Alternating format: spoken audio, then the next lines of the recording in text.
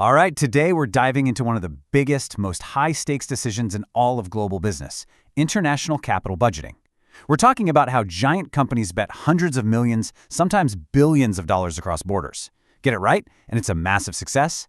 But get it wrong? Oh, it can be an absolute disaster. So let's make this really concrete. Imagine you're the CFO. You've got a $700 million proposal for a brand new factory sitting on your desk. The thing is, it's not down the road, it's in another country. A different currency, different laws, a whole different set of risks. How do you even begin to decide if this is a brilliant move or a catastrophic mistake? And look, this isn't just some textbook exercise. This is the exact challenge that Volvo Group was staring down with its massive new truck factory in Mexico.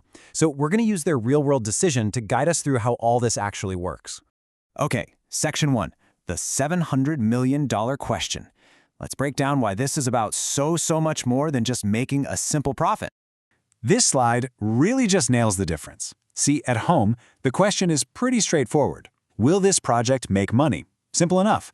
But internationally, the question gets way more complicated. It becomes, will this project create real value for the parent company after you navigate a minefield of currency swings, foreign taxes, and political risks? It's a whole different ballgame. That brings us to Section 2, Simple World versus Reality. Let's really explore that gap between a project at home and a big global one. You know, the formal term for all this is international capital budgeting. But really, think of it as the financial toolkit, the set of lenses companies have to use to figure out if these huge cross-border bets are actually going to pay off for the company back home, and not just look good on some local spreadsheet.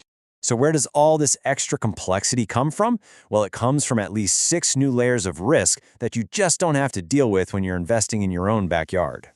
And here they are. These 6 layers are what make these projects so incredibly tricky. You've got to worry about fluctuating exchange rates, unpredictable country risk, different inflation rates, mind-bendingly complex taxes, how you structure the financing, and even the very real danger that you can't get your profits home because of blocked funds. Let's quickly touch on each one. First, exchange rate risk. It's such a simple concept, but it is brutal in practice. A project can look fantastically profitable in, say, Mexican pesos. But if the peso weakens against the dollar or the euro, poof, those profits can shrink or even completely vanish by the time you convert them back to your home currency. Next up is country risk. And this is often the big one. This is the risk that a foreign government just changes the rules of the game on you. New tariffs, surprise regulations, new laws. An identical factory has a totally different risk profile in Mexico than it does in Germany or Japan, purely because of this layer. Then you have this double whammy of different inflation rates and these wild, complex tax rules. Higher inflation can quietly eat away at your real returns.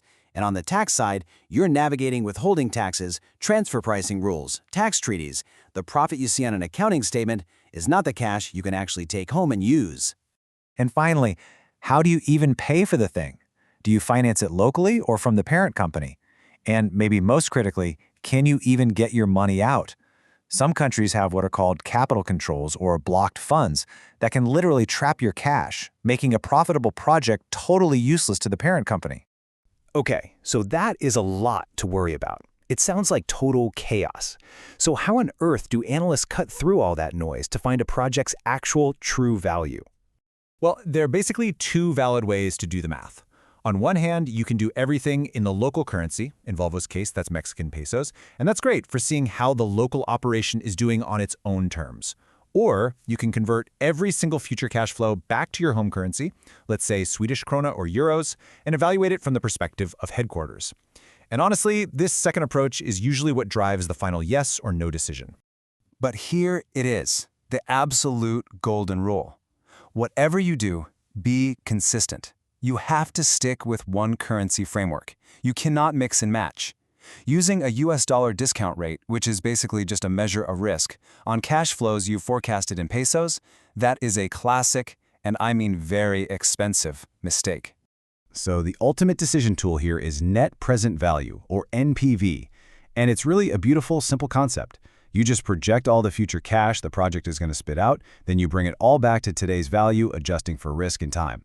If that final number is positive, the project creates value for your shareholders. If it's negative, it destroys it. Simple as that. But, and this is a huge but, in the international world, calculating just one NPV is never, ever enough. You have to run scenarios. What's your base case? Okay. What's an optimistic case look like? And, way more importantly, what happens in a pessimistic case? You have to stress test your model. What if the currency crashes? What if a trade war starts? This is how you really begin to understand the risk you're taking on. All right, Section 5, the strategic masterstroke. Let's bring this all back to Volvo and see how their Mexico plant could be so much more than just a factory. And this is where the real game is played.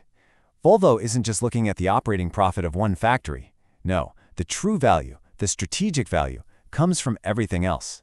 This factory gives them a direct pipeline to the huge US and growing Latin American markets.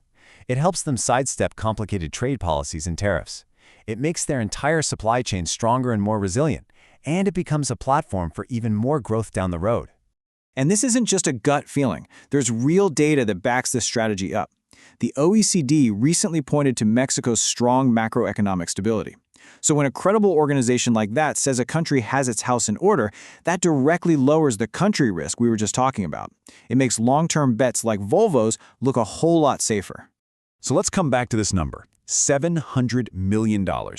When you start to see all these strategic layers and you see the risk profile of the country actually improving, you start to get the logic behind such a massive bet. It's a calculated move on a global chessboard. So, if you're going to take anything away from this, it's these 4 points. First, international projects are way more complex, at least 6 extra layers of risk. Second, the whole game is about figuring out how much cash makes it all the way back to the parent company. Third, NPV gives you the answer, but only if you use scenario analysis to get there. And finally, never forget that the strategic value of a project can often be the real prize, way more important than just simple operating profit. And I'll leave you with a final thought to chew on. Sometimes the right answer isn't just a simple yes or no. Sometimes the smartest move is to wait. So when is it smarter to delay a huge foreign investment instead of just rejecting it? The answer lies in the strategic value of flexibility, a really powerful idea called real options, which is a critical and often overlooked part of this whole toolkit.